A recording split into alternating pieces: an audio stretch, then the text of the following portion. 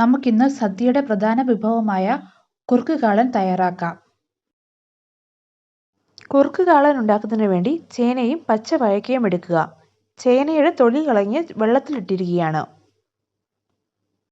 ഇനി പച്ച വാഴക്കയുടെ തൊലി കളഞ്ഞെടുക്കാം. ചേനയും വാഴക്കയും അത്യാവശ്യം വലിയ കഷ്ണങ്ങളെ അരിഞ്ഞ് വെള്ളത്തിലിട്ടിട്ടുണ്ട്. കറ പിടിക്കാതിരിക്കാനാണ് ഇത് വെള്ളത്തിലിടുന്നത്.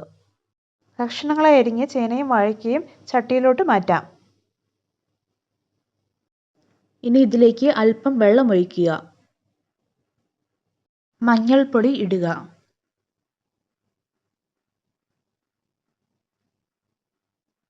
ആവശ്യത്തിന് ഉപ്പ് ചേർക്കുക. നമുക്ക് ചട്ടി മൂടി വെച്ച് ഇത് വേവിക്കാം. അത് വേവുന്ന സമയത്ത് നമുക്ക് അരപ്പ് തയ്യാറാക്കാം. ഇതിനായി ജീരകം, വെളുത്തുള്ളി, മഞ്ഞൾപ്പൊടി, പച്ചമുളക്, ചിരകിയ തേങ്ങ എന്നിവ എടുക്കുക. ഇത് മിക്സിയുടെ ജാറിലേക്ക് മാറ്റുക. ഇതിനകത്ത് അല്പം വെള്ളം കൂടി ഒഴിച്ച് മിക്സിയിലിട്ട് അരയ്ക്കുക. സ്റ്റവിൽ വെച്ചിരുന്ന വാഴക്കയും ചേനയും വെന്തിട്ടുണ്ട്. അതിലേക്ക് അല്പം മുളക് പൊടി ഇടാം.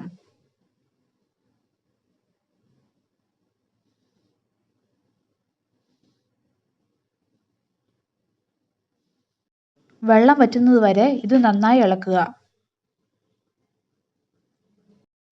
വെള്ളം വറ്റുന്ന സമയം കൊണ്ട് നമുക്ക് തൈര് ചെറുതായിട്ടൊന്ന് ഉടച്ചെടുക്കാം. 1/2 ലിറ്റർ തൈരാണ് ഇവിടെ എടുത്തിരിക്കുന്നത്. വെള്ളം വറ്റാൻ വെച്ചിരുന്ന ചേനയുടെയും വാഴക്കയുടെയും കൂട്ടിലേക്ക് നമ്മൾ നേരത്തെ തയ്യാറാക്കി വെച്ചിരുന്ന അരപ്പ് ചേർക്കുക. ഇത് നന്നായി ഇളക്കുക. കഷ്ണങ്ങൾ ഉടഞ്ഞു പോകാതിരിക്കത്തക്ക വിധം വേണം ഇളക്കാൻ.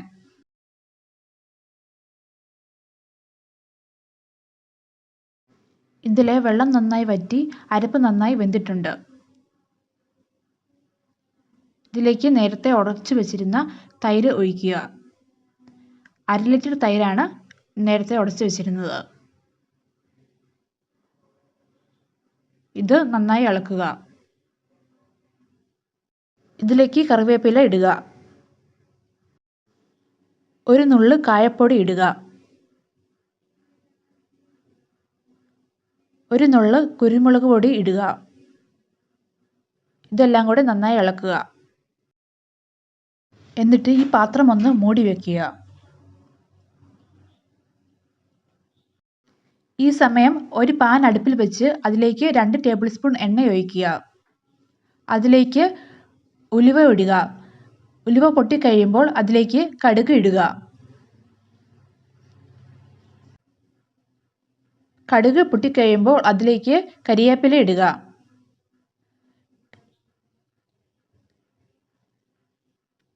അതിനുശേഷം 2-3 വറ്റൽമുളക് ഇടുക.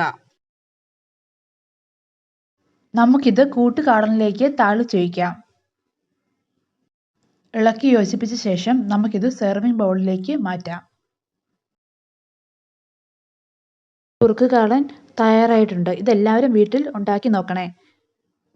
ചാനൽ ഇഷ്ടപ്പെട്ടാൽ സബ്സ്ക്രൈബും ചെയ്യണേ.